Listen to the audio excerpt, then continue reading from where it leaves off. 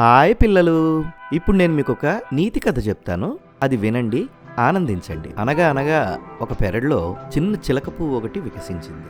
అది ఎంతో అందంగా పసుపు రంగులో ఉండి చుట్టూ తుమ్మెదల్ని ఆకర్షించేది. ఆ పువ్వు తన అందాన్ని, సువాసనను చూసి గర్వపడింది. పక్కనే ఉన్న పాత సేదనాలు ఊడిపోయిన మొక్కని చూసి, నీలాంటి వాడివి ఇక్కడ ఎందుకు పుట్టావు? నువ్వు ఎటువంటి అందమూ లేదు, ఎటువంటి సువాసన లేదు, నువ్వు ఉండి ఏం ప్రయోజనం లేదు అని ఎగతాళి చేసింది. సేదనాలు ఊడిపోయిన మొక్క సున్నితంగా నవ్వి, చిన్న పువ్వా, నిజమే, ఇప్పుడు నేను అందంగా లేను, కానీ నా లోపల ఎన్నో విత్తనాలున్నాయి.